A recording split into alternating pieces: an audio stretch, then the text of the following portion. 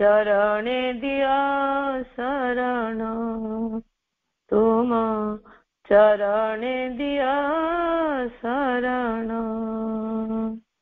पोछि होई जाओ जीवनर मोर पोछि होई जाओ जीवनर मोर सबु गर्व अभिमान सबु गर्व अभिमान मागो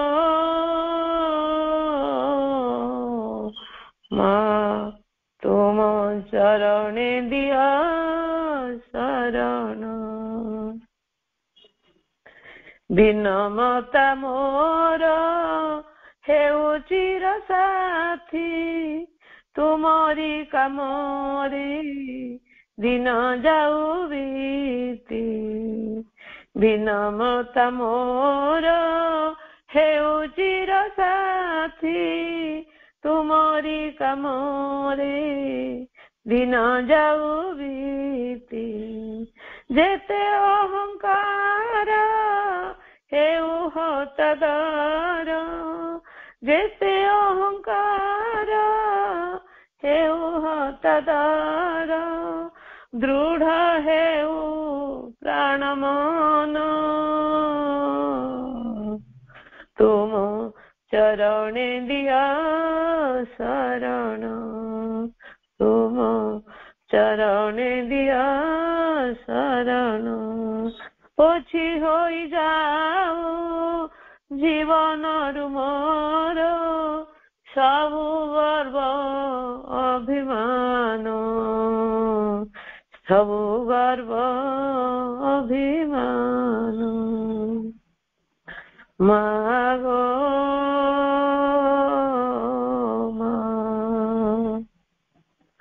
तुमरी दृष्टि रे देखिबी संसार तुमरी भावरे करिबी आदर तुमरी दृष्टि रे देखिबी संसार तुमरी भावरे करिबी आदर काम क्रोध लोभ दूर हेउ मोर काम क्रोध लोभ दूर हेउ मोर शुद्ध कर आचरण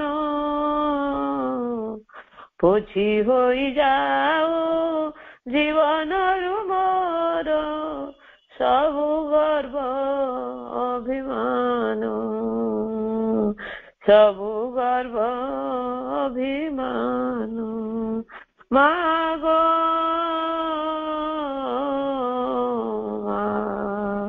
तुम चरणे दिया शरण तुम चरणे दिया शरण वंदे मातरम।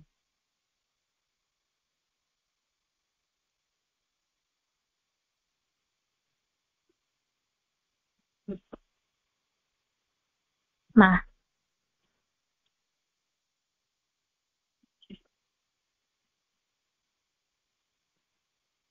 ओम आनंदमयी चैतन्यमयी सत्यमयी परमयी परमा प्रभु श्रीअरविंद दिव्य जननी माँ का पाद पद्म हृदय कृतज्ञता भरा प्रणाम। पूज्य वीर भाई शकुंतला आपा सुनंदा आपा एवं अन्य समस्त मातृ अभिभाषक भाई को प्रणाम। वंदे मातरम। माँ का प्रति असीम कृतज्ञता आम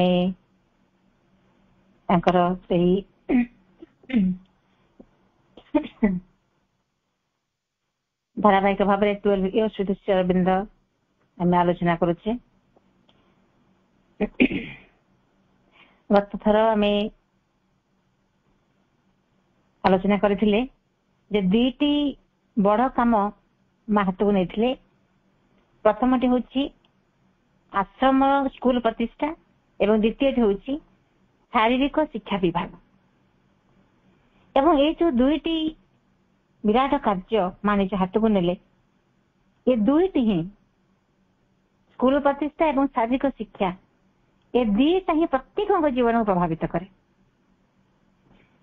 କାରଣ ଆମର ଶିକ୍ଷା ଆମ ଭିତରେ ଆମକୁ ୱାଇଡନେସ୍ କରେ, ଜ୍ଞାନର ବିକାଶ ସାହାଯ୍ୟ କରେ, ଚେତନାର ଉତ୍ତରଣ ଘଟାଏ। ମାନସିକ ଶିକ୍ଷା ଦ୍ୱାରା ଆମର ଅନ୍ତର ଚେତନାର ବିକାଶ ମଧ୍ୟ ହୁଏ। ଏବଂ ଦ୍ୱିତୀୟଟି ହଉଛି ଶାରୀରିକ ଶିକ୍ଷା। ଶାରୀରିକ ଶିକ୍ଷା ଶରୀରକୁ ସାଧନା କରିବା ପାଇଁ, ଯୋଗ କରିବା ପାଇଁ ଯୋଗ୍ୟ କରେ। କାରଣ ଆମ ଏ ସ୍ଥୂଳ ଶରୀରଟି ହଉଛି ଆଧାର। ଏ ଶରୀର ହିଁ ଧାରଣ କରିଛି ମନକୁ, ପ୍ରାଣକୁ, ଚୈତ୍ୟଙ୍କୁ। ସୂକ୍ଷ୍ମ ଭାବରେ ଯେହେତୁ ସ୍ଥୂଳ ଭାବରେ ଶରୀରଟି ଏ ତିନିଟିକୁ ଧାରଣ କରିଛି, ତେଣୁ ଶାରୀରିକ ଶିକ୍ଷା ହିଁ ଯୋଗ ସାଧନାରେ ପ୍ରମୁଖ ସହାୟକ। ତେଣୁ ଏ ଦୁଇଟି କଥା ମା ଦେଖିଲେ ଯେ ନିତାନ୍ତ ଆବଶ୍ୟକ ସାଧନା ପାଇଁ। ଏବଂ ଶିକ୍ଷା ବିଭାଗ ପାଇଁ ମା ରଖିଲେ କାହାକୁ ନା ବିଶ୍ୱଭାରତୀ ବିଶ୍ୱବିଦ୍ୟାଳୟ। ସେଥିରେ ଥିଲେ ଜଣେ ଅଭିଜ୍ଞ ଶିକ୍ଷକ, ବହୁତ ଅଭିଜ୍ଞତା ତାଙ୍କର ଥିଲା ଶିକ୍ଷା ଉପରେ, ଶ୍ରୀ ଶିଶିର କୁମାର ମିତ୍ର। ସେ ଶିକ୍ଷା ବିଭାଗ ଦାୟିତ୍ୱ ରହିଲେ ଏବଂ ଶାରୀରିକ ଶିକ୍ଷା ବିଭାଗ ଦାୟିତ୍ୱ ରହିଲେ କଲିକତାର ଜଣେ ଶାରୀରିକ ଶିକ୍ଷାବିତ୍ ଶ୍ରୀ ପ୍ରଣବ କୁମାର ଭଟ୍ଟାଚାର୍ଯ୍ୟ, ପ୍ରଣବ ଦା। ଏଇ ଦୁଇ ଜଣ ଯୋଗ୍ୟ ଅଭିଜ୍ଞ ଶିକ୍ଷକଙ୍କୁ ମା ତାଙ୍କର ଦୁଇଟି ବିରାଟ ଯୋଉ ସାଧନାର ସହାୟକ ଦୁଇଟି କ୍ଷେତ୍ରରେ ମା ତାଙ୍କୁ ରଖିଲେ। ଏବଂ କାଳକ୍ରମେ ପିଲାମାନେ ମଧ୍ୟ ଆସିଲେ। ଯେତେବେଳେ ପିଲାମାନେ ଆସିଲେ, ଆମର ଅଭିଭାବକ ଯୋଉମାନେ ପିତାମାତା ସେମାନେ ତ ଯୋଗ କରିବା ପାଇଁ ଆସିଥିଲେ, କିନ୍ତୁ ଯେତେବେଳେ ପିଲାମାନେ ଆସିଲେ ସେମାନେ ତ ଯୋଗ କରିବେ ନାହିଁ। ତେଣୁ ମା ତାଙ୍କର ସବୁ ଦିଗ ପ୍ରତି ସ୍ୱତନ୍ତ୍ର ଦୃଷ୍ଟି ଦେଲେ। ସେମାନଙ୍କର ଶିକ୍ଷା, ସେମାନଙ୍କର ଶାରୀରିକ ତାଙ୍କର ସ୍ୱାସ୍ଥ୍ୟ ସବୁ ଦିଗ ପ୍ରତି ମା ଦେଖିଲେ ଯେ ଗୋଟିଏ ଯେହେତୁ ସାନ ସାନ ପିଲାମାନେ ଆଶ୍ରମରେ ଆସି ରହିଲେଣି, ତେଣୁ ସେମାନଙ୍କର ଶାରୀରିକ, ମାନସିକ, ପ୍ରାଣଗତ ପ୍ରତ୍ୟେକ ଜିନିଷ ପ୍ରତି ମାକୁ ତୀକ୍ଷ୍ଣ ଭାବରେ ଦୃଷ୍ଟି ଦେବାକୁ ପଡିଲା। ଏବଂ ଆବଶ୍ୟକତା ଅନୁସାରେ ଅର୍ଥର ମଧ୍ୟ ଅଭାବ ରହିଲା ନାହିଁ, ଅର୍ଥ ମଧ୍ୟ ଆସିବାକୁ ଲାଗିଲା।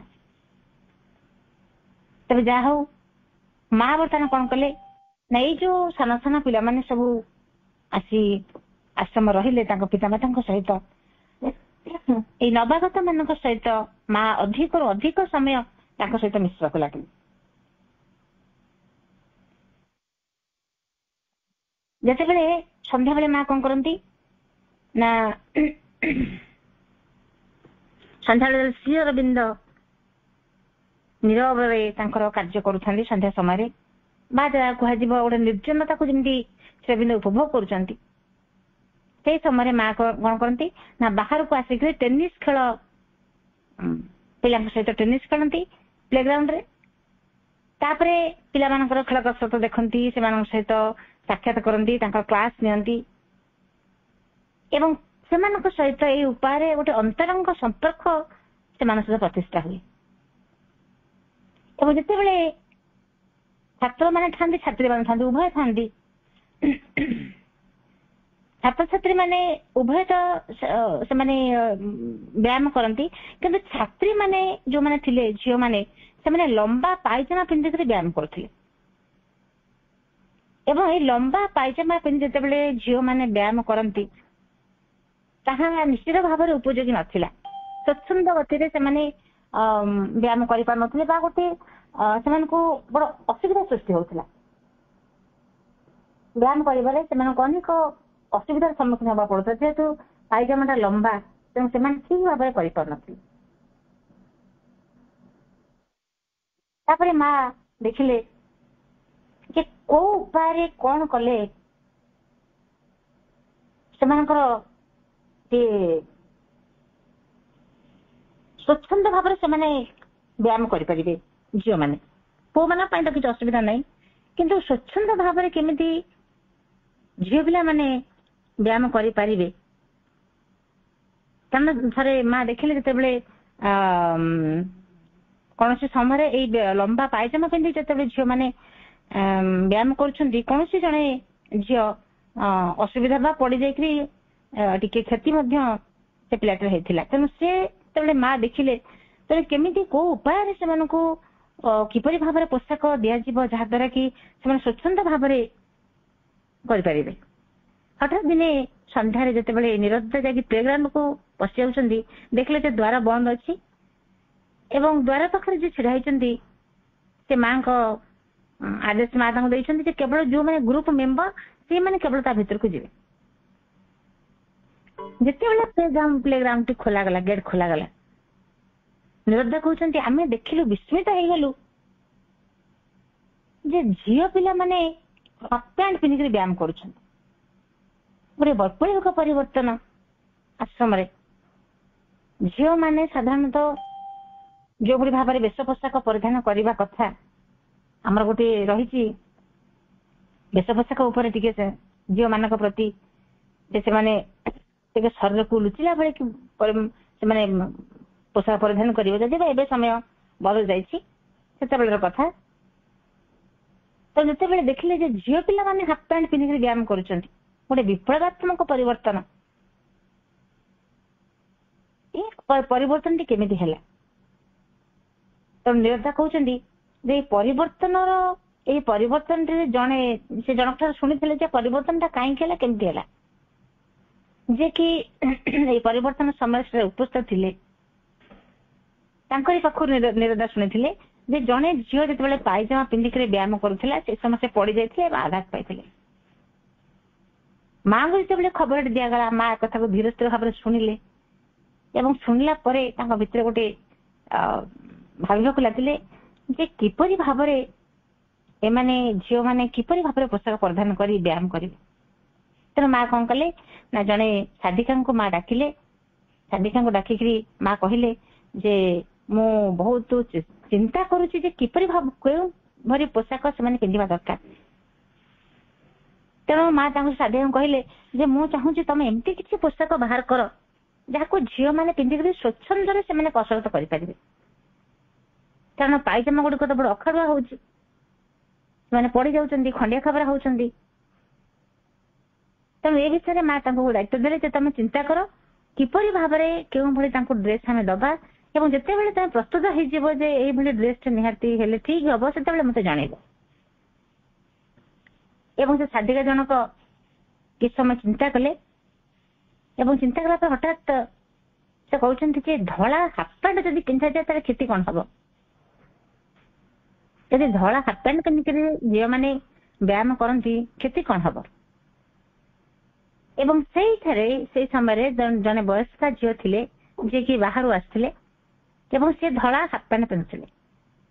ଯେହେତୁ ସେ ବାହାର ଦେଶର ଝିଅ, ତାଙ୍କ ପାଇଁ ଧଳା ହାଫ୍ ପ୍ୟାଣ୍ଟ ପିନ୍ଧିବାଟା ଗୋଟେ ସହଜ ଥିଲା, ସରଳ କଥା ଥିଲା, ଆମ ପାଇଁ ନୁହେଁ। ସେ ପିନ୍ଧୁଥିଲେ, ତାଙ୍କୁ ଦେଖି ସେ ସାଧିକା ଜଣକ କହିଲେ ଯେ ଧଳା ହାଫ୍ ପ୍ୟାଣ୍ଟ ଯଦି ପିନ୍ଧିକରି ଝିଅମାନେ ବ୍ୟାୟାମ କରନ୍ତି ଭଲ ହୁଅନ୍ତା। ତାପରେ ସେ କଣ କଲେ ନା ସେଇ ପୋଷାକଟିକୁ ସେ ଭଦ୍ର ମହିଳାଙ୍କ ଠାରୁ ପୋଷାକଟିକୁ ଆଣି ସେ ସାଧିକା ଜଣକ ନିଜ ଠାରେ ପରୀକ୍ଷା କଲେ, ନିଜେ ପିନ୍ଧିଲେ, ଦର୍ପଣରେ ନିଜକୁ ଦେଖିଲେ ଏବଂ ଦେଖିଲା ପରେ ସେ କହିଲେ ହଁ ଚମତ୍କାର ଦେଖାଯାଉଛି, କିଛି ଅସୁବିଧା ନାହିଁ। ତାପରେ ଧଳା ହାଫ୍ ସାର୍ଟ, ଧଳା ହାଫ୍ ପ୍ୟାଣ୍ଟ, ଗୋଟେ କିଟି କ୍ୟାପ୍ ଏସବୁ ପିନ୍ଧିଲା ପରେ ଗୋଟେ ପୂର୍ଣ୍ଣାଙ୍ଗ ଗୋଟେ ସୁନ୍ଦର ପୋଷାକଟେ ଯେମିତି ପୁରା ହେଇଗଲା ଭଳି ଲାଗିଲା।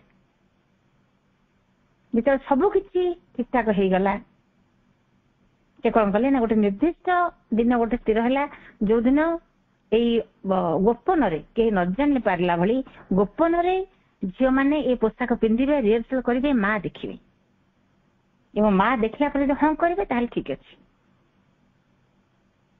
ଏବଂ ଯେତେବେଳେ ମା ଏ ନୂତନ ପୋଷାକ ଦେଖିଲେ, ପିଲାମାନଙ୍କର ପୋଷାକ ଦେଖିଲେ ମା ବହୁତ ଖୁସି ହେଇଗଲେ ଏବଂ ସେ ଝିଅମାନଙ୍କୁ ଡାକି ଝିଅମାନଙ୍କ ଭିତରେ ମଧ୍ୟ ଟିକେ ରହୁଥିଲା ଯେ ଆମେ ଏଇଭଳି ଗୋଟେ ଛୋଟ ପ୍ୟାଣ୍ଟ ପିନ୍ଧିବୁ, ଅନ୍ୟମାନଙ୍କ ଦୃଷ୍ଟି ହୁଏତ ଟିକେ ଅଖାଡୁଆ ଲାଗିପାରେ। ତେଣୁ ମା କଣ କଲେ ନା ସେଇ ପୋଷାକ ସମ୍ପର୍କରେ ଗୋଟେ କ୍ଷୁଦ୍ର ଭାଷଣ ପିଲାମାନଙ୍କୁ ଦେଲେ ବା ଏ ପୋଷାକ ପରିଧାନ କରିବାରେ କଣ ସହଜ, ତାର ଉପାଦେୟତା କଣ, ତା ସମ୍ପର୍କରେ ମା ସୁନ୍ଦର ଭାବରେ ବୁଝେଇଦେଲେ। ତାପରେ ମା କହିଲେ ଯେ ଗୋଟେ ଆମେ ପରୀକ୍ଷା କରି ଦେଖିବା, ଏଇଟିକୁ ଆମେ ପିନ୍ଧି ତ ଦେଲେ, ଏଇଟିକୁ ପିନ୍ଧିକିରି ବ୍ୟାୟାମଟି କଲେ କଣ ହଉଛି। ତାପରେ ସେ ଝିଅମାନେ ପ୍ରସ୍ତାବ ଗ୍ରହଣ କଲେ ଏବଂ ସଙ୍ଗେ ସଙ୍ଗେ ସେ ନୂଆ ପୋଷାକକୁ ପିନ୍ଧିବା ପାଇଁ ମାନିନେଲେ ଏବଂ ତା ମଧ୍ୟ ପ୍ରଚଳନ ହେଲା। କିନ୍ତୁ ଏ ନୂତନ ପଦକ୍ଷେପଟି ଯୋଉ ମା ନେଲେ, ଏ ଏକ କହିବାକୁ ଗଲେ ଗୋଟେ ବୈପ୍ଳବିକ ପରିବର୍ତ୍ତନ ଝିଅମାନଙ୍କ ପାଇଁ। ଏହାର ପ୍ରତିକ୍ରିୟା ଟିକେ କଣ ହେଲା? ଯୋଉ ପୁରୁଣା କାଳିଆ ଲୋକମାନେ ଥିଲେ, ପୁରୁଣା କାଳିଆ ବୃଦ୍ଧ ଲୋକମାନେ ଥିଲେ, ସେମାନେ ଦେଖିଲେ ତାଙ୍କ କନ୍ୟା ମାନେ ପୁଅ ମାନଙ୍କ ସହିତ ପିନ୍ଧିକିରି ଗୋଟେ ଏମିତି ଅଳ୍ପିକିଆ ପୋଷାକ ପିନ୍ଧିବେ, ଗୋଟେ ଜଙ୍ଘ ପର୍ଯ୍ୟନ୍ତ ପ୍ୟାଣ୍ଟଟି ରହୁଛି, ଗୋଡ ଦେଖାଯାଉଛି। ତେଣୁ ଯୋଉମାନେ ଟିକେ ରକ୍ଷଣଶୀଳ ପିତାମାତା ଥିଲେ, ସେମାନେ ତାଙ୍କ ପୁଅ ଝିଅଙ୍କୁ କଣ କଲେ ନା ଭାବିଲେ ଯେ ନାଇଁ, ଏଭଳି ଆଶ୍ରମରେ ଆମେ ପିଲାଙ୍କୁ ରଖିବାନି, ନେଇଯିବା। ସେମାନଙ୍କ ଭିତରେ ଏ ପ୍ରକାର ଚିନ୍ତା ମଧ୍ୟ ଆସିଲା। ଏଇ ଯୋଉ ବୈପ୍ଳବିକ ପରିବର୍ତ୍ତନ, ବିଶେଷତଃ ପ୍ରାଚ୍ୟ ଦେଶ ଗୁଡିକର ପୋଷାକର ଏଇ ଯୋଉ ଆଧୁନିକ ପରିବର୍ତ୍ତନର ସୁଦୂର ଭବିଷ୍ୟତ କଣ ହବ, ସେ କଥା ମା ଅନୁଭବ କରିଥିଲେ। ନିଶ୍ଚିତ ଭାବରେ ସେ ଜାଣିଥିଲେ ଯେ ଏଥିପାଇଁ ମଧ୍ୟ କିଛି ଆସିବ। ସେଥିପାଇଁ ମା ପୂର୍ବରୁ ପ୍ରସ୍ତୁତ ଥିଲେ ଯେ ପ୍ରତ୍ୟେକ ବିପଦର ଯୋଉ ଆଶଙ୍କା କରୁଥିଲେ, ସେ ପ୍ରତ୍ୟେକ ବିପଦ ପ୍ରତି ମା ସମ୍ପୂର୍ଣ୍ଣ ଭାବରେ ପ୍ରସ୍ତୁତ ଥିଲେ। ପୁଣି ଯେତେବେଳେ ମାଙ୍କୁ ନିରଦା ବା ଅନ୍ୟ କେହି ଯେତେବେଳେ କହନ୍ତି ଯେ ଆମେ ଯେମିତି ନୂଆ କଥା କିଛି କରୁଛୁ, ଅନ୍ୟଠାରେ ଏକଥା ହଉନାହିଁ, ସେତେବେଳେ ମା ସାଙ୍ଗେ ସାଙ୍ଗେ କଣ ଉତ୍ତର ଦିଅନ୍ତି? ମା କହନ୍ତି, why should we follow the others? They have no ideas, we have ideas. I have come to break down old conventions and superstitions. ମା କହନ୍ତି, ଆମେ କାହିଁକି ଅନ୍ୟମାନଙ୍କୁ ଅନୁସରଣ କରି? ସେମାନଙ୍କର ନୂତନ ଦୃଷ୍ଟି ନାହିଁ, ଆମର ଅଛି। ଏବଂ ମା କହନ୍ତି ଯେ ମୁଁ ଆସିଛି ଯୋଉ ପୁରୁଣାର ସବୁ ରୀତିନୀତି ରହିଛି, ସେ ସଂସ୍କାର ଆଉ ରୀତିନୀତି ତାକୁ ସବୁ ଭାଙ୍ଗିବା ପାଇଁ ଆସିଛି। ଏହା ଛଡା ଯୋଉ ନୂତନ ପଦ୍ଧତି ବା ନୂତନ ନିୟମ ମା ପ୍ରବର୍ତ୍ତନ କରନ୍ତି, ସେ କେବଳ ଗୋଟେ ମାନସିକ ବିଚାରରୁ କରନ୍ତି ନାହିଁ। ମା ତାଙ୍କର ନିଜର ବୋଧ ଦୃଷ୍ଟି ଦ୍ୱାରା ସେ କାର୍ଯ୍ୟ କରନ୍ତି। ଏବଂ ଏଇ କଥାଟି ଶ୍ରୀ ଅରବିନ୍ଦ ବାରମ୍ବାର ତାଙ୍କର ସେଇ ନିରଦା ବା ଅନ୍ୟମାନେ ତାଙ୍କର ଯୋଉମାନେ ତାଙ୍କ ପାଖରେ ଥିଲେ, ଶ୍ରୀ ଅରବିନ୍ଦ ସେମାନଙ୍କୁ ସ୍ମରଣ କରିଦିଅନ୍ତି ଯେ ମା ଯେତେବେଳେ କୌଣସି ଡିସିସନ ନିଅନ୍ତି, ସେ ଊର୍ଦ୍ଧ୍ୱତନ ସେଇ ସୂକ୍ଷ୍ମ ଲୋକର ଭୂମିକି ଯାଇକି ଦେଖନ୍ତି ଏବଂ ସୂକ୍ଷ୍ମ ଶକ୍ତିରାଜି ଯେ ସବୁ ଅଛନ୍ତି, ସେଇ ଶକ୍ତି ଗୁଡିକୁ ସେ କଣ କରନ୍ତି, ନିଜର ସୁବିଧା ନିମିତ୍ତ ତାକୁ ପରିଚାଳନା କରନ୍ତି ଏବଂ ତାପରେ ଯେକୌଣସି ବିପଦପୂର୍ଣ୍ଣ ପଦକ୍ଷେପ ହଉ ମଧ୍ୟ ତାକୁ ଗ୍ରହଣ କରନ୍ତି। ସେଥିପାଇଁ ମା ଅନେକ ସମୟରେ କହନ୍ତି, ଅପେକ୍ଷା କର, ୱେଟ୍। ଏବଂ ବର୍ତ୍ତମାନ ନିରଦା କହୁଛନ୍ତି, ଆମେ ଯୋଉ ଗୋଟେ ମାଙ୍କର ଯୋଉ ବୈପ୍ଳବିକ ପଦକ୍ଷେପ, ସେ କଥାଟି ଆମେ ପରେ ବୁଝିପାରିଲୁ। ମାଙ୍କର କେତେ ବିଜ୍ଞତା, କେତେ ଦୂରଦୃଷ୍ଟି। ମା କୌଣସି ଗୋଟେ ଆଶ୍ରମରେ ଲିଙ୍ଗ ଭେଦ କହିଲେ କିଛି ନାହିଁ, ସେ ପୁଅ ମୁଁ ଝିଅ, ଆମ ଭିତରେ ଗୋଟେ ଦୂରତା ରହିବ, ଏଭଳି ଚିନ୍ତାଧାରା ହିଁ ସେମାନଙ୍କ ଭିତରୁ ମା ସମ୍ପୂର୍ଣ୍ଣ ଭାବରେ ଉଚ୍ଛେଦ କରିଦେଇଥିଲେ। ଏବଂ ଯେତେବେଳେ ନିରଦା ଭାବୁଛନ୍ତି ଯେ ଯୋଉ ନରନାରୀ ମାନଙ୍କ ଭିତରେ ବା ନାରୀ ପୁରୁଷଙ୍କ ଭିତରେ ଯୋଉ ଯୌନ ଚେତନାଟି ରହିଛି, ତାକୁ ଦୂର କରିବା ପାଇଁ ଇଏ ଥିଲା ଗୋଟେ ସବୁଠାରୁ ଫଳପ୍ରଦ ଉପାୟ। ଅବଶ୍ୟ ଏ ବିଷୟରେ ଅନେକ ଦୂର ଆମେ ଆଜି ଆଗେଇ ଆସିଲୁଣି। ହାଫ୍ ପ୍ୟାଣ୍ଟ ପିନ୍ଧିବା ଗୋଟେ ସାଧାରଣ ପୋଷାକ ସମସ୍ତଙ୍କର ହେଇଗଲାଣି। ଆଉ କୌଣସି ପ୍ରକାର ଚିନ୍ତାଧାରାଟି ସେ ଭିତରେ ନାହିଁ ଯେ ମୁଁ ଗୋଟେ ଝିଅ ପିଲାଟେ ବା ଗୋଟିଏ ବୟସ୍କ ହେଇଗଲାଣି, ଏଭଳି ଗୋଟେ ହାଫ୍ ପ୍ୟାଣ୍ଟ ପିନ୍ଧିକରି ମୁଁ ଆଶ୍ରମରେ ରହିବି। ଏଭଳି ଆଶ୍ରମ ହଉ ବା ଆଶ୍ରମ ବାହାରେ ହଉ, ଯୋଉମାନେ ଏ ସହିତ ଜଡିତ ମାଙ୍କ ସହିତ, ସେମାନେ ବୁଝିଗଲେଣି ଯେ ପ୍ରକୃତରେ ଏ ପୋଷାକର କୌଣସି ଅସୁବିଧା ନାହିଁ। କେତେ ଫଳପ୍ରଦ ସେ କଥାଟି ମା ନିରଦା କହୁଛନ୍ତି ଯେ ମା କେତେ ଦୂରଦୃଷ୍ଟି ପର୍ଯ୍ୟନ୍ତ ଚିନ୍ତା କରନ୍ତି, କେତେ ଦୂରଦୃଷ୍ଟି ପର୍ଯ୍ୟନ୍ତ। ମାଙ୍କର ଦୀର୍ଘ ନିରବଚ୍ଛିନ୍ନ ପ୍ରୟାସ, ତାଙ୍କର ନିରବଚ୍ଛିନ୍ନ ପ୍ରୟାସ ଦ୍ୱାରା ଏଇ ଯୋଉ ଦୁଇଟା ଅନୁଷ୍ଠାନ ଶିକ୍ଷା ବିଭାଗ ଏବଂ ଶାରୀରିକ ଶିକ୍ଷା,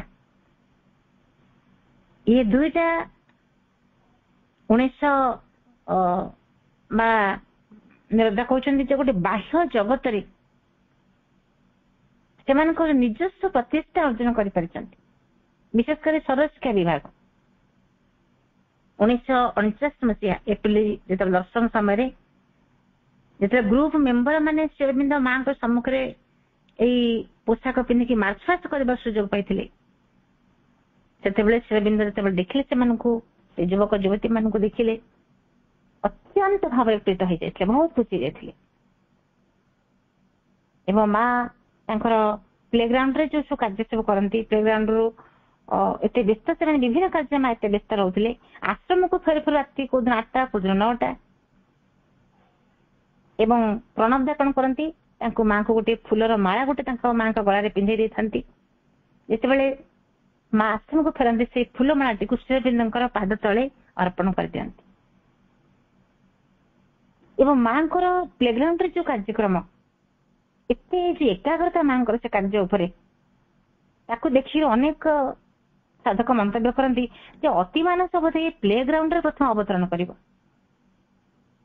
ଏତେ ମାଙ୍କର ତୀବ୍ରତା ଥିଲା ବା ମାଙ୍କର ଏତେ ଏକାଗ୍ରତା ଥିଲା ସେଇ ପ୍ଲେଗ୍ରାଉଣ୍ଡ କାର୍ଯ୍ୟକ୍ରମ ଉପରେ। ସେ ଏମିତି ଭାବରେ ନିଜକୁ ସମ୍ପୂର୍ଣ୍ଣ ଭାବରେ ଯେମିତି ଉତ୍ସର୍ଗ କରିଦେଇଥିଲେ ପିଲାମାନଙ୍କ ପାଇଁ।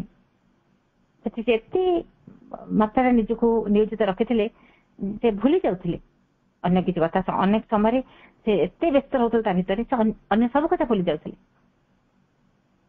ଏବଂ ତାଙ୍କୁ ତାଙ୍କର ଏଇ କାର୍ଯ୍ୟଧାରା ଦେଖି ଅନେକ କହନ୍ତି ଯେ ଅତି ମାନସ ବୋଧେ ଏଇ ପ୍ଲେଗ୍ରାଉଣ୍ଡରେ ଅବତରଣ କରିବ। ଏବଂ ଯେତେବେଳେ ଶ୍ରୀ ଅରବିନ୍ଦ ଏକଥା ଶୁଣିଲେ, ସେଠି ମା ଶ୍ରୀ ଅରବିନ୍ଦ ଟିକେ ମନ୍ତବ୍ୟ ଦେଲେ ଯେ ତାହେଲେ ମୁଁ ଅତି ମାନସିକ ପ୍ରାପ୍ତ ହେବି ନାହିଁ, ଜୋକରେ ଏକଥା କହିଲେ। ଏବଂ ଆମେ ଜାଣୁ ଯେ 1956 ମସିହା ଫେବୃଆରୀ 29 ତାରିଖ ବୁଧବାର ଦିନ ପ୍ଲେଗ୍ରାଉଣ୍ଡରେ ଧ୍ୟାନ କରିବା ସମୟରେ ହିଁ ଅତି ମାନସ ଅଭିବ୍ୟକ୍ତ ଘଟିଥିଲା। ଏବଂ ନିରଦା କହୁଛନ୍ତି ଯେ ମୋ ମାଙ୍କର କାର୍ଯ୍ୟର ଗୋଟିଏ ଗୁରୁତ୍ୱପୂର୍ଣ୍ଣ ବିଷୟ କଥା ବର୍ଣ୍ଣନା କରିବି, ଯୋଉଟା କି ବାହାର ଜଗତର ଲୋକମାନେ କିଛି ବି ଜାଣନ୍ତି ନାହିଁ। ସେଟା ହଉଛି କଣ ନା ମାଙ୍କର ନାଟକ ଶିକ୍ଷା। ମା କଣ କରନ୍ତି, ଯେତେବେଳେ ଟେନିସ ଖେଳ ଶେଷ ହୁଏ, ଅନ୍ୟ ସମସ୍ତ କାର୍ଯ୍ୟ ଶେଷ ହୁଏ, ତାପରେ ମା କଣ କରନ୍ତି ନା ପିଲାମାନଙ୍କର ନାଟକ ରିହର୍ସାଲ ଦେଖିବାକୁ ଯାଆନ୍ତି।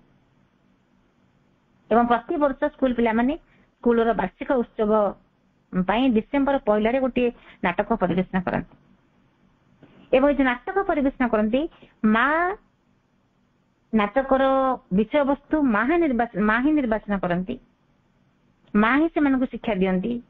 ଅଭିନେତା ମାନେ କିଏ କୋଉ ଭୂମିକାରେ ଅଭିନୟ କରିବେ ମା ତାକୁ ନିର୍ବାଚନ କରନ୍ତି।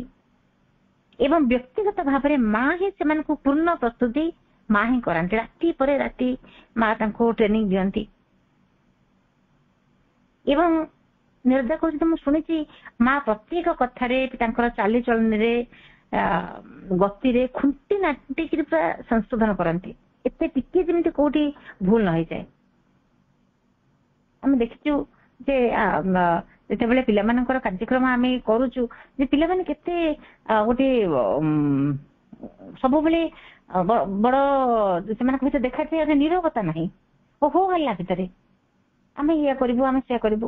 କିନ୍ତୁ ମା ସେଠି କହିଥିଲେ ଯୋଉମାନେ ନିରବ ହେଇକିରି ସେଇ ଯୋଉ ଅଭିନୟ ସେମାନେ କରନ୍ତି, ପ୍ରତ୍ୟେକ ଅଭିନୟ ଭିତରେ ଯେମିତି ସେମାନେ ନିଜକୁ ତାହା ହିଁ ଭାବରେ ଯେମିତି ଭାବି ନିଅନ୍ତି, ତାରି ଭିତରେ ସେମାନେ ହଜିଯାଆନ୍ତି। ଏବଂ ମା କଠୋର ଭାବରେ କହିଥିଲେ ଯୋଉ ପିଲାଟି କୌଣସି ବିଶୃଙ୍ଖଳା କରିବ ତାକୁ ଏଥିରୁ ବାହାର କରିଦିଆଯିବ। ମା ନିରବତାଟିକୁ, ନିରବତା ଭିତରେ ସମସ୍ତେ ଅଭିନୟଟିକୁ ନିରବତା ଭିତରେ ତାକୁ କିପରି ଭାବରେ ସ୍ୱତଃସ୍ଫୂର୍ତ୍ତ ଭାବରେ ସେ ଚରିତ୍ରକୁ ଫୁଟେଇ ପାରିବେ। ଏଣୁ ତେଣୁ ଆଜେ ବାଜେ ତ ଜିନିଷ ଦିଆଯାଉ ନଥିଲା, ମା ଯାହା ଦଉଥିଲେ ସବୁ ସ୍ପିରିଚୁଆଲ ଉପରେ ଦଉଥିଲେ। ତେଣୁ ଆଧ୍ୟାତ୍ମିକ ଉପରେ ପର୍ଯ୍ୟବେସିତ ସେ ନାଟକ ଗୁଡିକ। ତେଣୁ ତାକୁ ଯେତେବେଳେ ସେମାନେ ଅଭିନୟ କରିବେ, ପ୍ରତ୍ୟେକ ଶବ୍ଦ, ପ୍ରତ୍ୟେକ ବାକ୍ୟ, ପ୍ରତ୍ୟେକ ତାଙ୍କର ଚାଲିଚଳନ, ତାଙ୍କର ଭାବଭଙ୍ଗୀ ଯେମିତି ସେ ଚରିତ୍ର ଅନୁସାରେ ଫୁଟି ଉଠିବ, ଭାବ ଯେମିତି ସେ ଚରିତ୍ରକୁ ଅନୁସାରେ ଭାବଟି ଯେମିତି ପ୍ରକାଶିତ ହବ, ସବୁ ପ୍ରତି ମା ତୀକ୍ଷ୍ଣ ଧ୍ୟାନ ଦଉଥିଲେ। କେତେ ମାଙ୍କର ଗଭୀରତା, ସବୁ ଦିଗ ପ୍ରତି କେତେ ଗଭୀର ଜ୍ଞାନ ମାଙ୍କର। ଏବଂ ମା ଯେତେବେଳେ ଅଭିନେତାର ଯୋଉ ତାଙ୍କର ଉଚ୍ଚାରଣ ଶବ୍ଦ କରିବା ବା ଅଭିନୟ କେମିତି କରିବା ତନ୍ନ ତନ୍ନ କରି ଦେଖନ୍ତି। ଥରେ ନାଟକରେ ଯୋଉ ଅଂଶଗ୍ରହଣ କରିଥିବା ଜଣେ ଯୁବକ ଥରେ କହିଲେ ଯେ ନିରୁଦ୍ଧ କହିଲେ ଯେ ମତେ ମା ଗାଳି ଦେବେ ବୋଲି ମୁଁ ଭୟରେ ଦୌଡ଼ିକି ପଳେଇ ଆସିଲି। କଣ ଟିକେ ଭୁଲ ହେଇଗଲା, ମା ଗାଳି କରିବେ, ତେଣୁ ମୁଁ ଭୟରେ ଦୌଡ଼ିକି ପଳେଇ ଆସିଲି। ଏବଂ ବେଳେ ବେଳେ ମା କଣ କରନ୍ତି ନା ଶ୍ରୀ ଅରବିନ୍ଦଙ୍କର ଆଗରେ ନାଟକର ପ୍ରଦର୍ଶନ ସମ୍ପର୍କରେ ଶ୍ରୀ ଅରବିନ୍ଦଙ୍କୁ କହନ୍ତି। ଥରେ ନିରଜା ମାଙ୍କୁ କହିଲେ ଯେ ଶ୍ରୀ ଅରବିନ୍ଦଙ୍କର ଯୋଉ ସାବିତ୍ରୀଟିକୁ ମଞ୍ଚସ୍ଥ କରାଯାଉ। ଶ୍ରୀ ଅରବିନ୍ଦଙ୍କର ମହାନ ମହାକାବ୍ୟ ସାବିତ୍ରୀଟାକୁ ମଞ୍ଚସ୍ଥ କଲେ କେମିତି ହବ?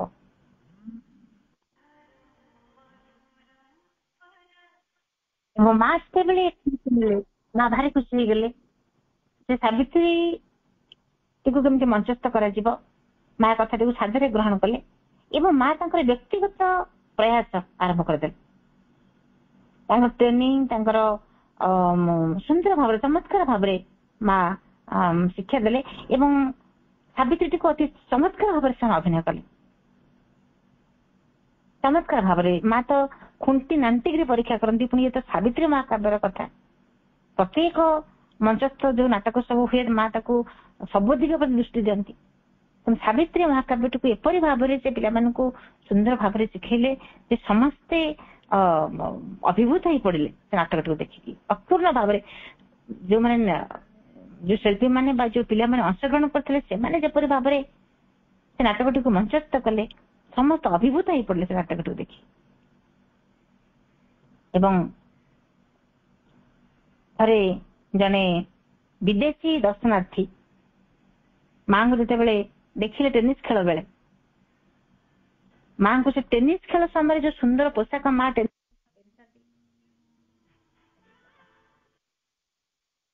ପିନ୍ଧିଥିବା ଦେଖିକିରି ସେ ସଙ୍ଗେ ସଙ୍ଗେ ସେ ଦର୍ଶନାର୍ଥୀ ଜଣକ କହିଲେ ଯେ ମା ଦେଖାଯାଉଛନ୍ତି କେମିତି ନା ଫ୍ରାନ୍ସର ଯୋଉ ସୁପ୍ରସିଦ୍ଧ ଅଭିନେତ୍ରୀ ସାରା ବର୍ନାଟ, ଜଣେ ସୁପ୍ରସିଦ୍ଧ ଅଭିନେତ୍ରୀ ଫ୍ରାନ୍ସର, ତାଙ୍କ ନାଁ ହଉଛି ସାରା ବର୍ନାଟ, ତାଙ୍କରି ପରି ମା ଦେଖାଯାଉଛନ୍ତି। ଏବଂ ନିରଜା କହୁଛନ୍ତି ଯେ ଆଶ୍ଚର୍ଯ୍ୟର କଥା, ମୁଁ ଯେତେବେଳେ ମାଙ୍କୁ ଟେନିସ ପୋଷାକ ପିନ୍ଧିବାର ଦେଖିଲି ପ୍ରଥମ ଥର ପାଇଁ, ସେତେବେଳେ ମଧ୍ୟ ମୋର ସେ ଅଭିନେତ୍ରୀଙ୍କ ନାଁ ହିଁ ସ୍ମରଣକୁ ଆସିଥିଲା। ମାଙ୍କର ଯୋଉ ଅଭୂତପୂର୍ବ ନାଟକୀୟ କଳା, ତାଙ୍କ ପ୍ରତିଭା, ତାଙ୍କ ଉଚ୍ଚାରଣ ଶୈଳୀ, ତାଙ୍କର ଅସାମାନ୍ୟ ଦକ୍ଷତା, ତାଙ୍କୁ ଦେଖିଲା ମାତ୍ରକେ ସେ ଅଭିନେତ୍ରୀଙ୍କ କଥା ହିଁ ସ୍ମରଣକୁ ଆସେ। ଏବଂ ନିରଜା କହୁଛନ୍ତି ଯେ ବର୍ତ୍ତମାନ ଆମେ ଦେଖିବା ମାଙ୍କର ଦୈନନ୍ଦିନ ଜୀବନର ଯୋଉ ଚିତ୍ର, ତାହା ହଉଛି କଣ? ତାଙ୍କ ତୀବ୍ର ସକ୍ରିୟତା, ତାଙ୍କ ଦୈନନ୍ଦିନ କାର୍ଯ୍ୟ ଗୁଡିକ ସକ୍ରିୟ ଭାବରେ ମା କେବେ ସୃଷ୍ଟିମୂଳକ ହଉ, ସଂଗଠନ ମୂଳକ ହଉ, କଳାଗତ ହଉ, ଶାରୀରିକ ହଉ, ସବୁ କାର୍ଯ୍ୟକୁ ସେ କଣ କରୁଥିଲେ ନା ତାଙ୍କର ଏଇ ସବୁ ଗୁଡିକ ତାଙ୍କ ଭିତରର ଯୋଉ ଦକ୍ଷତାଟି ଏଇ କାର୍ଯ୍ୟ ମାଧ୍ୟମରେ ପ୍ରକାଶିତ ହଉଥିଲା। ଏବଂ ବିଭିନ୍ନ ଯୋଉ ବ୍ୟକ୍ତିଗତ ବ୍ୟାପାରରେ ମଧ୍ୟ ନିରଜା କହୁଛନ୍ତି ବ୍ୟକ୍ତିଗତ ବ୍ୟାପାରରେ ମଧ୍ୟ ତାଙ୍କ ଯୋଉ ହାତର ସ୍ପର୍ଶ ରହୁଥିଲା, ତାହା ମଧ୍ୟ ଗୋଟେ ତାଙ୍କ ଭିତରେ ଗୋଟେ ଅପୂର୍ବ ଗୋଟିଏ ରୋମାଞ୍ଚ ତାଙ୍କ ଭିତରେ ସୃଷ୍ଟି କରୁଥିଲା। କାରଣ ମାଙ୍କ ପ୍ରତି ତାଙ୍କର ଯୋଉ ଅସୀମ ପ୍ରେମ, ଭଲ ପାଇବା, ମାଙ୍କର ତାଙ୍କ ସାଧକ ମାନଙ୍କ ପ୍ରତି ଯୋଉ ଭଲ ପାଇବା, ସବୁ ଯେମିତି ତାଙ୍କୁ ଗୋଟେ ଅପୂର୍ବ ଗୋଟେ ରୋମାଞ୍ଚ ସେ ଧ୍ୟାନ ଦଉଥିଲା। କେବଳ ମାଙ୍କର ଯେତିକି ସମସ୍ତେ ଖାଦ୍ୟ ଗ୍ରହଣ କରୁଥିଲେ, ଭୋଜନ କରୁଥିଲେ, ସ୍ନାନ କରୁଥିଲେ ବା ରାତିରେ ଯୋଉ ଅଳ୍ପ ସମୟ ଟିକେ ମା ଶୟନ କରିବା ପାଇଁ ଯାଉଥିଲେ, ସେତିକି ସମୟକୁ ଛାଡିଦେଲେ ମା ନିରବଚ୍ଛିନ୍ନ ଭାବରେ ଘୁରି ଘୁରି ସବୁଆଡେ ବୁଲୁଥିଲେ। ପ୍ରତ୍ୟେକ ବିଭାଗ ପ୍ରତ୍ୟେକଙ୍କୁ ଟଚ୍ କରୁଥିଲେ, ପ୍ରତ୍ୟେକ କଥା ବୁଝୁଥିଲେ, ପ୍ରତ୍ୟେକ ବିଭାଗରେ କଣ କଣ କାର୍ଯ୍ୟ ଚାଲିଛି ତାକୁ ତଦାରଖ କରୁଥିଲେ। ଗୋଟେ ଏତେ କାର୍ଯ୍ୟ ବ୍ୟସ୍ତତା ଏବଂ ତାଙ୍କ ଭିତରେ କୋଉଠି ଏତେ ଶକ୍ତି ସବୁ ଆସେ। ଏବଂ ନିରଜା କହୁଛନ୍ତି ଯେ ଏତେ କାର୍ଯ୍ୟ ବ୍ୟସ୍ତ ଭିତରେ ମଧ୍ୟ ଛାତ୍ର ମାନଙ୍କୁ ଯାଇକି ଅଙ୍କ ପଢେଇବା, ଆଉ କେତେକ ଛାତ୍ରଙ୍କୁ ଧ୍ୟାନ ପ୍ରାର୍ଥନା ଯାଇକି ରାତିରେ ପଢେଇବା, ତାକୁ ମଧ୍ୟ ମା ସମୟ ବାହାର କରି ଏ କଥା ମଧ୍ୟ ଆଲୋଚନା କରୁଥିଲେ। ଥରେ ଜଣେ ଛାତ୍ର ରାତି 2ଟା ବେଳେ ରାସ୍ତାରେ ଯାଉଛନ୍ତି। ରାତି 2ଟା ରାସ୍ତାରେ ସେ ଛାତ୍ର ଜଣକ ଯାଉଛନ୍ତି। ଜଣେ ଫ୍ରେଞ୍ଚ ପୋଲିସ ଅଫିସର ତାଙ୍କୁ ଦେଖିଲେ, ସେ ରାତିରେ ପହରା ଦଉଛନ୍ତି। ଯେତେବେଳେ ଏତେ ବିଳମ୍ବରେ ଛାତ୍ର ଜଣକ ରାତିରେ ଯାଉଛନ୍ତି, ତାଙ୍କୁ ପଚାରିଲେ କୁଆଡେ ଯାଉଛନ୍ତି, ଏବଂ ଯେତେବେଳେ ସେ ଦେଖିଲେ ତାଙ୍କ ହାତରେ ଗୋଟେ ଫୁଲ ସେ ଦେଖିବାକୁ ପାଇଲେ ଧରିଛନ୍ତି, ସେ ସଙ୍ଗେ ସଙ୍ଗେ ସେ ଫ୍ରେଞ୍ଚ ଅଫିସର ଜଣକ ପୋଲିସ ଅଫିସର ପଚାରୁଛନ୍ତି ଯେ ଇଏ କଣ ମାଙ୍କ ପ୍ରଦତ୍ତ ଫୁଲ? ଛାତ୍ର ଜଣକ କହିଲେ ହଁ, ମୋ ମାଙ୍କ ପାଖରୁ ଆସୁଛି। ଏତେ ରାତିରେ ମାଙ୍କ ପାଖରୁ ଆସୁଛନ୍ତି। ରାତି ପ୍ରାୟ 2ଟା। ଆଶ୍ଚର୍ଯ୍ୟ ହେଇଗଲେ ଅଫିସର ଜଣକ, ପ୍ରଶ୍ନ କଲେ ଏବଂ ତାଙ୍କୁ ଛାଡ଼ିଦେଲେ। ଅର୍ଥାତ୍ ଏଠୁ ଜଣାପଡୁଛି ଯେ ମା ରାତି 2ଟା ପର୍ଯ୍ୟନ୍ତ ମଧ୍ୟ ସମୟ ଦଉଥିଲେ। ତାଙ୍କ ପାଇଁ ରାତି କଣ, ଦିନ କଣ, ଆଶ୍ରମର ଅନ୍ତେବାସୀ ମାନଙ୍କ ପାଇଁ, ପିଲାମାନଙ୍କ ପାଇଁ, ଛାତ୍ରଛାତ୍ରୀ ମାନଙ୍କ ପାଇଁ ମା ଯେମିତି ମା, ସେ ସମ୍ପୂର୍ଣ୍ଣ ଭାବେ ନିଜକୁ ପ୍ରତ୍ୟେକ ମୁହୂର୍ତ୍ତ ଯେମିତି ଖୋଲି ରଖିଛନ୍ତି ନିଜକୁ। ଯୋଉ ସମୟ, କୌଣସି ସମୟ ମାତ୍ର ଟିକେ, କେତେ କମ ସମୟ ମା ବିଶ୍ରାମ ନିଅନ୍ତି। କେବଳ ଟିକେ ସେଇ ବିଶ୍ରାମ ନେବା ସମୟ, ଟିକେ ଖାଇବା ସମୟ, ଏତିକି ଛାଡିଦେଲେ, ସ୍ନାନ, ଏଇ କେତୋଟି କାମ ଛାଡିଦେଲେ ମାଙ୍କୁ ସବୁବେଳେ ଦେଖିବେ ମା କାର୍ଯ୍ୟ ବ୍ୟସ୍ତ ସମସ୍ତଙ୍କ ପାଖରେ। ମା ଯେତେବେଳେ ତାଙ୍କର ଛୋଟ ଛୋଟ ବ୍ୟାପାରରେ ମା ସବୁ କଥାକୁ ପୁରା ଖୁଣ୍ଟି ନାଟିକିରି ଦେଖନ୍ତି। ଏଠି ଉଦାହରଣ ଦଉଛନ୍ତି ନିରଦା। ଆଉ ଜଣେ ଆଉ ଗୋଟେ କଥା କହୁଛନ୍ତି, ଜଣେ ସାଧିକା ଥିଲେ, ସେ ବୁଦ୍ଧିମତୀ ଥିଲେ। ସେ ସାଧିକା ଜଣକ, ସେ ଗୋଟେ କଥା, ଯୋଉ କଥାଟିକି ନିରଦାଙ୍କୁ ସେ କହିଲେ, ଯୋଉ କଥାଟି ସେ କହୁଛନ୍ତି ମୁଁ ଆଜି ପର୍ଯ୍ୟନ୍ତ ମଧ୍ୟ ଭୁଲି ନାହିଁ। ଥରେ ମା କଣ କଲେ ନା, ଯେତେବେଳେ ସାଧିକା ମାନେ ପ୍ରଣାମ କରିବା ପାଇଁ ମାଙ୍କୁ ଯାଆନ୍ତି, ମା କଣ କରନ୍ତି, ସେମାନଙ୍କୁ ଶାଢୀ ବିତରଣ କରନ୍ତି। ସେଦିନ ପ୍ରାୟ 500 ପର୍ଯ୍ୟନ୍ତ ସାଧିକା ଥିଲେ। 500 ଜଣ ସାଧିକା ମାଙ୍କୁ ପ୍ରଣାମ କରୁଛନ୍ତି। ମା ଆଉ ଜଣେ ସାଧକ ଛିଡା ହେଇଛନ୍ତି, ମାଙ୍କ ହାତକୁ ବଢେଇ ଦଉଛନ୍ତି ଗୋଟେ ଗୋଟେ ଶାଢୀ। ମା ସେମାନଙ୍କୁ ଶାଢୀ ବଣ୍ଟନ କରୁଛନ୍ତି ଏବଂ ସେ ସବୁ ଶାଢୀ ଦବା ଭିତରେ ଏଇ ସାଧିକାଙ୍କ ଯେ ଶାଢୀଟି ନେଲେ, ସେ ସାଧିକାଙ୍କର ଯେ ଶାଢୀଟି ନେଲେ, ସେ ଶାଢୀର ଧଡିଟି ଥିଲା କଳା। ଅନ୍ୟମାନେ କେହି କଳା ଧଡିଥିବା ଶାଢୀ ନେଇ ନଥିଲେ। ଏଇ ସାଧିକା ଜଣଙ୍କ କୁ ପଡିଗଲା ତାଙ୍କର କଳା ଧଡିଥିବା ଶାଢୀଟି ପଡିଗଲା। ତା ପରଦିନ ଯେତେବେଳେ ସେ ସାଧିକା ମାଙ୍କ ପାଖକୁ କୌଣସି ଗୋଟେ କାରଣ ବସ୍ତା ମାଙ୍କ ପାଖକୁ ଆସିଛନ୍ତି, ମା ସାଙ୍ଗେ ସାଙ୍ଗେ କହୁଛନ୍ତି ଯେ ମୁଁ ଜାଣିନି କାଲି ସେଇ କ ବୋଲି ଯୋଉ ଲୋକ ଜଣକ ଶାଢୀ ଦଉଥିଲେ ମାଙ୍କ ହାତକୁ, ମା ଦଉଥିଲେ ସାଧିକା ମାନଙ୍କୁ, ଯେ ମୁଁ ଜାଣିନି ସେ କାହିଁକି କଳା ଧଡିଥିବା ଶାଢୀଟି ତୁମ ପାଇଁ ମତେ ଦେଲେ। ତାପରେ ମା କହୁଛନ୍ତି ଦେଖ ଏଠି ଶାଢୀ ତ ବହୁତ ଅଛି, ତୁମ ଯୋଉ ଇଚ୍ଛା ଖଣ୍ଡକ ତୁମେ ବାଛି ନିଅ। ସାଧିକା କହିଲେ ନାଇଁ ମା, ଆପଣ, ମୋର କିଛି ଦରକାର ନାହିଁ, ଯଦି ଆପଣ ଚାହୁଁଛନ୍ତି ଯାହା ଇଚ୍ଛା କରୁଛନ୍ତି ଆପଣ ମତେ ସେଇଠି ଦିଅନ୍ତୁ। ମା କଣ କଲେ, ଗୋଟେ ସୁନ୍ଦର ସବୁଜ ଧଡିଥିବା ଶାଢୀଟି ତାଙ୍କୁ ଦେଲେ। ଏବଂ ସେ ସାଧିକା ଜଣକ କହୁଛନ୍ତି ନିରଦାଙ୍କୁ ଯେ ଏତେ 500 ପର୍ଯ୍ୟନ୍ତ ସାଧିକା ସମସ୍ତଙ୍କୁ ମା ଶାଢୀ ଦଉଛନ୍ତି, ମୃଦୁ ହସ ହସୁଛନ୍ତି, ତାଙ୍କୁ ଆଶୀର୍ବାଦ ସୂଚକ କେତେ କରୁଣାପୂର୍ଣ୍ଣ ଦୃଷ୍ଟିରେ ମା ଚାହୁଁଛନ୍ତି, ଓଠରେ ସ୍ମିତ ହାସ୍ୟ, ମା ତାଙ୍କୁ ଶାଢୀ ବଣ୍ଟନ କରୁଛନ୍ତି। ତା ଭିତରେ ମଧ୍ୟ ମା ଲକ୍ଷ୍ୟ କରିଛନ୍ତି ମୋ ଭାଗ୍ୟରେ ପଡିଯାଇଛି କଳା ଧଡିଥିବା ଶାଢୀଟି। ଏକଥା କେହି ବି ଲକ୍ଷ୍ୟ କଲେ, ମୁଁ ନିଜେ ମଧ୍ୟ ଏକଥା ବି ହୁଏତ ଲକ୍ଷ୍ୟ କରିପାରିନଥାନ୍ତି, ଲକ୍ଷ୍ୟ କରିନଥିଲି, ପରେ ଜାଣିଲି। ସାଧିକା କହୁଛନ୍ତି ମୁଁ ସ୍ତମ୍ଭୀଭୂତ ହେଇପଡିଲି ମାଙ୍କର ଏ କଥା ଶୁଣିକି। ତାଙ୍କ କି ଦିବ୍ୟ କୃପା, ଯେମିତି ତାଙ୍କ ସେ ଦିବ୍ୟ କୃପାର ସ୍ପର୍ଶ, ଯେମିତି ମୁଁ ସେଦିନ ମାଙ୍କ କଥା ଶୁଣିକି ମୁଁ ଅଭିଭୂତ ହେଇପଡିଲି। ଏମିତି ଗୋଟିଏ ଘଟଣା ନୁହେଁ, ଏମିତି ଅନେକ ସମୟରେ ଅନେକ କଥା ରହିଛି ଯୋଉଟା କି ମାଙ୍କର ଛୋଟ ହଉ ବଡ ହଉ ବ୍ୟକ୍ତିଗତ ଭାବରେ କେତେ କୃପା ମାଙ୍କର ଏଇଭଳି ଭାବରେ ସାଧକ ମାନଙ୍କ ପ୍ରତି ରହିଛି। ଏବଂ ସେଇ ଯୋଉ ମାଙ୍କର ଏଇ ଯୋଉ କୃପାର ଏଇ ଯୋଉ ଗୋଟିଏ ଗୋଟିଏ ଘଟଣା, ସେ କହୁଛନ୍ତି ଯେମିତି ଏସବୁ ଆମ ପାଇଁ ଗୋଟେ ସ୍ମୃତିର ସମ୍ପଦ। ଆମ ପାଇଁ ଗୋଟିଏ ଗୋଟିଏ କିନ୍ତୁ ଅମୂଲ୍ୟ ସମ୍ପଦ ହେଇକିରି ଆମ ପାଇଁ ରହିଛି। ଏଇ କଥାଟି ଛୋଟ ହେଲେ ମଧ୍ୟ କିନ୍ତୁ ଆମ ପାଇଁ ଏକ ବିରାଟ କଥା। ମା ମନେ ରଖିଛନ୍ତି, ମା ମନେ ରଖିକିରି ତା ପରଦିନ ପୁଣି କହୁଛନ୍ତି ଯେ କଳା ଧରିଥିବା ଶାଢୀଟି ତୁମକୁ ଦିଆହେଇଛି, ତୁମେ ଆଉ ଗୋଟେ ନେଇପାର। ଏଠି ଆଉ ଗୋଟେ ଉଦାହରଣ ନିର୍ଦ୍ଦା ଦଉଛନ୍ତି। এই ଘଟଣାଟି ଜଣେ ଯୁବତୀ ସାଧିକା ଯିଏକି ତାଙ୍କର ବ୍ୟକ୍ତିଗତ ବା ଗୋଟେ ଡାଏରୀ ସେ ପ୍ରତ୍ୟେକ ଦିନ ଯାହା ଲେଖନ୍ତି ସେ ତାଙ୍କ ଦିନ ଲିପିରେ ସଂଗୃହୀତ ହେଇଛି କଥାଟି। ଏଥିରୁ ବୁଝାଯିବ ଯେ ତାଙ୍କର ମା ତାଙ୍କର କାର୍ଯ୍ୟବ୍ୟସ୍ତତା ଭିତରେ ବି ବ୍ୟକ୍ତି ହଉ ବା ସମସ୍ତିକି ହଉ ତାଙ୍କର ଆତ୍ମାର ଅଭିବୃଦ୍ଧି ପାଇଁ କିପରି ଭାବରେ ସାହାଯ୍ୟ କରୁଥିଲେ। ମା ସନ୍ଧ୍ୟାବେଳେ କଣ କରନ୍ତି ନା ରାତି 8ଟାରେ ଧ୍ୟାନ ପାଇଁ ତଳକୁ ଆସିବା ପୂର୍ବରୁ 10-12 ଜଣ ଯୁବତୀ ଝିଅଙ୍କୁ ଦେଖୁଥିଲେ ଏବଂ ଅନେକ ଦିନ ଧରି ଏଇ ଯୋଉ ଝିଅ ମାନେ ଅପେକ୍ଷା କରୁଥିଲେ, ଘଣ୍ଟା ଘଣ୍ଟା ଧରି ତାଙ୍କୁ ଅପେକ୍ଷା କରିବା ପଡୁଥିଲା, ଏମିତି ରାତି 10ଟା ପର୍ଯ୍ୟନ୍ତ।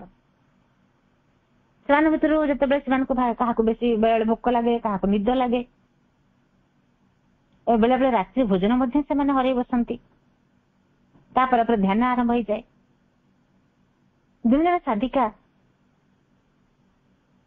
ସେ ଟିକେ ଧୈର୍ଯ୍ୟ ହରା ହେଇ ପଡିଲେ। ଏତେ ସମୟ ଧରି ଆମେ ମାଙ୍କୁ ଅପେକ୍ଷା କରି, ସେମାନେ ଫୁଲ ଧରିକି ଅପେକ୍ଷା କରିଥାନ୍ତି।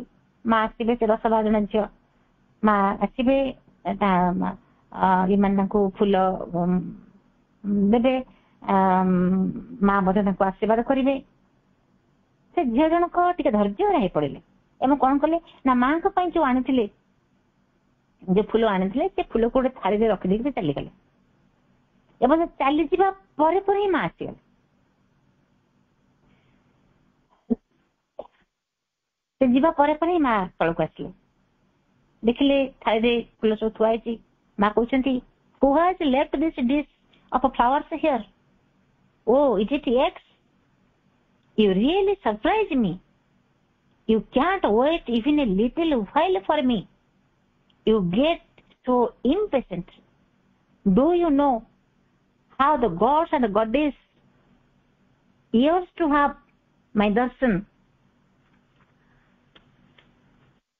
And the saints and sages consider themselves most blessed when they see me in their meditation even for a minute.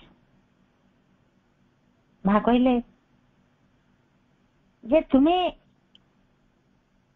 ଗୋଟିଏ ମୁହୂର୍ତ୍ତ ମଧ୍ୟ, ମତେ ଆଶ୍ଚର୍ଯ୍ୟ ଲାଗୁଛି, ଗୋଟିଏ ମୁହୂର୍ତ୍ତ ପାଇଁ ମଧ୍ୟ ସେ ଅପେକ୍ଷା କରିପାର ନାହିଁ, ଏତେ ଅଧୈର୍ଯ୍ୟ ହେଇ ପଡୁଛ। ଏବଂ ତୁମେ ମାନେ କଣ ଜାଣିନ ଯେ ଦେବଦେବୀ ମାନେ ମୋ ଦର୍ଶନ ପାଇଁ କେତେ ଆକାଂକ୍ଷିତ ହେଇକି ରହନ୍ତି। ଦେବଦେବୀ ମାନେ ମତେ ଅପେକ୍ଷା କରନ୍ତି ମୋ ଦର୍ଶନ ପାଇଁ। ସାଧୁ ଋଷିଗଣ ନିଜକୁ କୃତକୃତ୍ୟ ମନେ କରନ୍ତି ଯଦି ବା ସେମାନଙ୍କ ଧ୍ୟାନରେ ଗୋଟିଏ ମୁହୂର୍ତ୍ତ ପାଇଁ ସେମାନେ ମତେ ଦର୍ଶନ କରନ୍ତି। ସାଧୁ ମାନେ ହୁଅନ୍ତୁ, ଋଷି ମାନେ ହୁଅନ୍ତୁ, ଗୋଟିଏ ମୁହୂର୍ତ୍ତ ପାଇଁ ଯଦି ମତେ ସେମାନେ ତାଙ୍କ ଧ୍ୟାନରେ ଦେଖନ୍ତି, କୃତକୃତ୍ୟ ହେଇ ପଡନ୍ତି। ଏବଂ ଦେବଦେବୀ ମାନେ ମତେ କେତେ ସମୟ ଧରି ଅପେକ୍ଷା କରନ୍ତି ମୋର ଦର୍ଶନ କରିବା ପାଇଁ, ଅଥଚ ତୁମର ଏତିକି ଟିକେ ଧୈର୍ଯ୍ୟ ନାହିଁ, ଅପେକ୍ଷା ନାହିଁ, ଫୁଲଟେ ଥୋଇ ଦେଇକି ସେ ଚାଲିଗଲେ। এই ସମୟରେ ବାଳିକା ଜଣେ ଉତ୍ତର ଦଉଛନ୍ତି, ମା ଆମେ ଆପଣଙ୍କୁ ଆମର ବନ୍ଧ ଦୃଷ୍ଟିରେ ଦେଖୁଛୁ। ଆମେ ଯେତେବେଳେ କୌଣସି ବୃକ୍ଷ ତଳେ ଆଶ୍ରୟ ନେଉଛୁ ସେତେବେଳେ କଣ ଆମେ କେବେ ଭାବୁ ଯେ ବୃକ୍ଷ କେମିତି ଆମକୁ ସୁଶୀତଳ ଛାୟା ପ୍ରଦାନ କରୁଛି? ସେ କଥା ଆମେ ଭାବୁନା। ଆମେ କେବଳ ଯେତେବେଳେ କ୍ଳାନ୍ତ ହେଇପଡୁ ଗଛ ତଳେ ବିଶ୍ରାମ ନେଉ, ଆମେ ଭାବୁନା ସେ ବିଷୟରେ, ସେ ଆମକୁ କେତେ କୃପା କରି ସୁଶୀତଳ ଛାୟା ପ୍ରଦାନ କରୁଛି, ଆମେ ସେ କଥା ତ ଭାବୁନା। ସେ ବାଳିକାଟିର ଏମିତି ଯୋଉ ମଧୁର ଉତ୍ତର ଯେତେବେଳେ ମା ଶୁଣିଲେ, ମା ଶାନ୍ତ ହେଇଗଲେ ଏବଂ ତାଙ୍କୁ ଯାଇ କୁଣ୍ଢେଇ ପକେଇଲେ। ସେ ଝିଅଟିକୁ ଯାଇକରି କୋଳାଗ୍ରତ କରିନେଲେ ଏବଂ ଯେତେବେଳେ ଟେନିସ ଖେଳ ମା ଫେରନ୍ତି, ସେତେବେଳେ ପୁରା ତାଙ୍କ ଶରୀର ପୁରା ଘର୍ମାକ୍ତ ହେଇଯାଇଥାଏ, ଝାଳ ହେଇଯାଇଥାଏ। ତାପରେ ଆସିକି ସେ ପ୍ଲେ ଗ୍ରାଉଣ୍ଡରେ ଆସିକି ପୁଣି ଫ୍ରେଞ୍ଚ ଅନୁବାଦ କ୍ଲାସ ନିଅନ୍ତି। ତାପରେ ସ୍ପୋର୍ଟସ ଗ୍ରାଉଣ୍ଡକୁ ଆସନ୍ତି, ସେଠି ପିଲାମାନଙ୍କର ଖେଳ ବି ଦେଖନ୍ତି। ଖାଲି ଦେଖନ୍ତି ନାହିଁ, ମା ସେଠି ଖେଳରେ ଯୋଉମାନେ ଭାଗ ନିଅନ୍ତି ତାଙ୍କ ନାଁ ଲେଖନ୍ତି, ତାଙ୍କର ଖେଳାଳିଙ୍କର ନାଁ, ତାଙ୍କର ଖେଳ କଣ, ସେ କିଏ କେତେ ମାର୍କ ପାଇଲା। ଏମିତିକି ଦୌଡ଼ ପ୍ରତିଯୋଗିତାରେ ନିଜେ ମା ଫିତା ମଧ୍ୟ ଧରନ୍ତି। ଏମିତି ମା ପ୍ରତ୍ୟେକଙ୍କୁ ତାଙ୍କର ଦିବ୍ୟ ଉପସ୍ଥିତି ମାଙ୍କର, ସେଇ ଦିବ୍ୟ ଉପସ୍ଥିତି ଦ୍ଵାରା ମା ତାଙ୍କର ଶକ୍ତି, ତାଙ୍କର ସାହସ, ସୁରକ୍ଷା, ଉତ୍ସାହ ସବୁ କିଛି ପ୍ରଦାନ କରନ୍ତି। ଏବଂ ସମସ୍ତ ବାତାବରଣ ଯେମିତି ମାଙ୍କର ଦିବ୍ୟ ଉପସ୍ଥିତିରେ ଯେମିତି ଗୋଟେ ତାଙ୍କର ମାଙ୍କର ଉପସ୍ଥିତି, ତାଙ୍କର ସାମର୍ଥ୍ୟରେ, ତାଙ୍କର ଶାନ୍ତିରେ ଯେମିତି ଗୋଟେ ଉଜ୍ଜଳ ହେଇ ଉଠେ ସେ ପରିବେଶଟି। ଏବଂ ଯେତେବେଳେ ବାହାର ଟିମ୍ ସାଙ୍ଗରେ ସେମାନେ ଖେଳନ୍ତି ତାକୁ ମଧ୍ୟ ମା ବହୁତ ଉପଭୋଗ କରନ୍ତି। ଗୋଟେ ମୋହନ ବାଗାନ ଜଣେ ଥିଲେ, ମୋହନ ବାଗାନ ଖେଳାଳି ଗୋଟେ ଦଳ, ସେମାନେ ଯେତେବେଳେ ଏମାନଙ୍କ ସହିତ ଆଶ୍ରମର ପିଲାମାନଙ୍କ ସହିତ ଖେଳନ୍ତି ମା ଦେଖନ୍ତି ଯେ ସେମାନଙ୍କ ଖେଳରେ କେତେ କେବଳ ସୁନ୍ଦର ସେମାନେ ଖେଳି ପାରୁଛନ୍ତି। ମା ଅଭିଭୂତ ହେଇ ପଡନ୍ତି ଏବଂ ମା ଭାବୁଥିଲେ ଯେ ଗୋଟେ ଫୁଟବଲ ଖେଳ ସମ୍ପର୍କରେ ମାଙ୍କର ଗୋଟେ ମତ ଥିଲା କଣ, ସେ ଭାବୁଥିଲେ ଇଏ ଗୋଟେ ଫୁଟବଲ ଖେଳ ହଉଛି ଗୋଟେ ଗୋଟେ ରାଜସିକ ଅଖାଳୁଆ ଖେଳ, ସେଥିରେ କେବଳ ଖେଳାଳି ମାନେ କେବଳ ଆଘାତ ପାଆନ୍ତି। ଏବଂ ଯଦି ବା ଏଇ କଥାଟି ଅନେକ ସମୟରେ ଖେଳାଳି ମାନଙ୍କ ପ୍ରତି ଘଟିଥିଲା, କିନ୍ତୁ ମା ଯେତେବେଳେ କଲିକତାର ଖେଳାଳି ମାନେ ଖେଳକୁ ଦେଖିଲେ ଏବଂ ଦେଖିଲେ ଯେ ଫୁଟବଲ ଖେଳ କେତେ ପରିଷ୍କାର, କେତେ ଶୃଙ୍ଖଳିତ, ମା ସେତେବେଳେ ମନ୍ତବ୍ୟ ଦେଲେ ଯେ ମୁଁ ଜାଣିନଥିଲି ଯେ ଫୁଟବଲ ଏତେ ଭଲ ଭାବରେ ପରିଚ୍ଛନ୍ନ ରୂପରେ ଖେଳାଯାଇପାରେ। ସେଦିନ ତାଙ୍କ ଭିତରୁ ମାଙ୍କ ଭିତରୁ ସେଇ ଭାବନାଟି ଦୂର ହେଇଗଲା ଯେ ପ୍ରକୃତରେ ଫୁଟବଲ ଖେଳ ଏକ ସୁନ୍ଦର ଖେଳ, ମନୋରମ ଖେଳ। ଏହାଦ୍ୱାରା ମଧ୍ୟ ସେମାନେ ମାଙ୍କ ସେ ଖେଳ ମାଧ୍ୟମରେ ମଧ୍ୟ ମାଙ୍କର ଆଶୀର୍ବାଦ ପାଉଥିଲେ। ଖେଳ ସରିଲା ପରେ ସମସ୍ତ ଖେଳାଳି ମାଙ୍କ ଆଶୀର୍ବାଦ ପାଇଁ ମାଙ୍କ ପାଖକୁ ଆସୁଥିଲେ। ପୁଣି ମା କଣ କରୁଥିଲେ, ପୁଣି ପ୍ଲେ ଗ୍ରାଉଣ୍ଡ ଯାଉଥିଲେ, ତାଙ୍କର ଦୈନିକ ଦେଖା ସାକ୍ଷାତ, ମାର୍ଚ୍ଚ ପାଷ୍ଟ କ୍ଲାସ ଏବଂ ପ୍ରତ୍ୟେକ ଆଶ୍ରମବାସୀଙ୍କୁ ମାର୍ଚିଂ ଶେଷରେ ମିଠେଇ ଦବା, ଏମିତି ରାତି 9ଟା ପର୍ଯ୍ୟନ୍ତ ଚାଲୁଥିଲା। ବର୍ଷ ସାରା ପ୍ରତ୍ୟେକ ଦିନ ତାଙ୍କର ଏଇଭଳି କାର୍ଯ୍ୟକ୍ରମ ଚାଲିଲେ, କିଛି ନା କିଛି କାର୍ଯ୍ୟ ପ୍ରତି ମୁହୂର୍ତ୍ତରେ ମାଙ୍କର ଚାଲିଥାଏ। ଏବଂ ଏଇ କାର୍ଯ୍ୟ ପ୍ରାୟ ମାଙ୍କ 80 ବର୍ଷ ପର୍ଯ୍ୟନ୍ତ, ସେ ପର୍ଯ୍ୟନ୍ତ ମଧ୍ୟ ଏ କାର୍ଯ୍ୟ ମାନେ ନିରବଚ୍ଛିନ୍ନ ଭାବରେ କାର୍ଯ୍ୟ ସବୁ କରୁଥିଲେ। ଏବଂ ନିରଦା କହୁଛନ୍ତି where did she get all this energy from? ଏତେ ପରିମାଣ ସେ ଶକ୍ତି କୋଉଠି ପାଉଥିଲେ? ଯଦି ବା ତାଙ୍କର ଶରୀର କ୍ଷୀଣ ଥିଲା, ଖାଦ୍ୟ କମ ଥିଲା, ନିଦ୍ରା ବି ତ ଖୁବ କମ ସମୟ ସେ ନିଦ୍ରା ଯାଉଥିଲେ, କିନ୍ତୁ ତାପରେ ବି ତାଙ୍କ ଭିତରେ କିଛି ଶକ୍ତି। ଏବଂ ମା କହୁଛନ୍ତି do you think I live on these frugal meals alone? ତୁମେ କଣ ଭାବୁଛ ଯେ ମୁଁ ଏଇ ଯୋଉ ଖାଦ୍ୟ ଖାଉଛି ଏଇ ଖାଦ୍ୟ ଉପରେ ମୁଁ ନିର୍ଭର କରୁଛି କେବଳ? ଜଣେ ଚାହିଁଲେ ମା କହୁଛନ୍ତି one can draw any amount of energy from universal nature. ଜଣେ ଚାହିଁଲେ ପ୍ରକୃତି ଠାରୁ ଯେତେ ଇଚ୍ଛା ସେତେ ଶକ୍ତି ମଧ୍ୟ ସେ ସଂଗ୍ରହ କରିପାରେ। ତେଣୁ ମା ନିରଦା କହୁଛନ୍ତି ମାଙ୍କର ଯୋଉ ଆମେ ଛିଡା ହେଇଛୁ କୋଉଠି ନା ମାଙ୍କର ଯୋଉ ଶକ୍ତିର ଅବତାର ମା, ତାଙ୍କ ଦିବ୍ୟ ଗୋଟେ ସାମର୍ଥ୍ୟ ସମ୍ମୁଖରେ ଆମେ ଛିଡା ହେଇଛୁ। ଏତେ ଶକ୍ତି, ଏତେ ସାମର୍ଥ୍ୟ, ତାଙ୍କର ସେ ଶକ୍ତିଙ୍କ ସାମ୍ନାରେ ଆମେ ଛିଡା ହେଇଛୁ। ସେ ବିପୁଳ ଶକ୍ତିର ଅଧିକାରିଣୀ, ଯେ କି ତାଙ୍କର ଶକ୍ତି ସାମର୍ଥ୍ୟ ସମସ୍ତଙ୍କୁ ମା ବାଣ୍ଟୁଛନ୍ତି। ଏବଂ ଚିଠି ପତ୍ର ଯେମିତି ଅସଂଖ୍ୟ ଚିଠି ଶ୍ରୀଅରବିନ୍ଦ ଲେଖୁଥିଲେ, ସେମିତି ମା ମଧ୍ୟ ଲେଖୁଥିଲେ। ଅବତାର, ଯୁଗ୍ମାବତାର ମା ପ୍ରଭୁ ଆସିଛନ୍ତି ଆମ ପାଖକୁ, ଗୋଟେ ଶକ୍ତି ସ୍ୱରୂପିଣୀ ମା। ତାଙ୍କଠୁ ମା ଯେମିତି ଏଇ ଅଧ୍ୟାୟଟି, ଏ ଦିବ୍ୟ ଜନନୀ ଅଧ୍ୟାୟଟି ଶେଷ ହେବା ଉପରେ ଲେଖୁଛନ୍ତି, ନିରଦା ଲେଖୁଛନ୍ତି ଯେ ସେଇ ଶକ୍ତି ସ୍ୱରୂପିଣୀ ମା ଦିବ୍ୟ ଜନନୀ ଯଦି ପାଇଁ ଚାପ୍ଟରଟି ଏଠି ଶେଷ ହେବାକୁ ଯାଉଛି, କିନ୍ତୁ ତାଙ୍କର କୃପା, ତାଙ୍କର ସ୍ପର୍ଶ, ତାଙ୍କର ସାନ୍ନିଧ୍ୟ ସବୁ କିଛି ପ୍ରତି ମୁହୂର୍ତ୍ତରେ ଯେମିତି ଆମକୁ ଆଲୋଡ଼ିତ କରୁଛି, ଆମ ଭିତରେ ଗୋଟେ ସ୍ପନ୍ଦନ ଯେମିତି ସୃଷ୍ଟି କରୁଛି। ମାଙ୍କର କୃପା, ମାଙ୍କର ସେଇ କରୁଣାର ବର୍ଷା ସମସ୍ତଙ୍କ ଉପରେ ବର୍ଷୁଥାଉ। ଆମେ ଦିବ୍ୟ ଜନନୀ ଚାପ୍ଟର ଦ ଡିଭାଇନ ମଦର, ଏଇ ଚାପ୍ଟରଟି ବର୍ତ୍ତମାନ ଆମେ ଶେଷରେ ଆସି ପହଞ୍ଚିଛେ। ଆଉ ଗୋଟିଏ 2ଟି ପାରାଗ୍ରାଫ ରହିଛି, ତାପରେ ଆମେ ପରବର୍ତ୍ତୀ ଅଧ୍ୟାୟକୁ ଯିବା। ମାଙ୍କ ପାଖରେ ଆଜିର କାର୍ଯ୍ୟକ୍ରମଟିକୁ ସମର୍ପଣ କରୁଛି। ସମସ୍ତ ପ୍ରଣାମ। ବନ୍ଦେ ମାତରମ୍।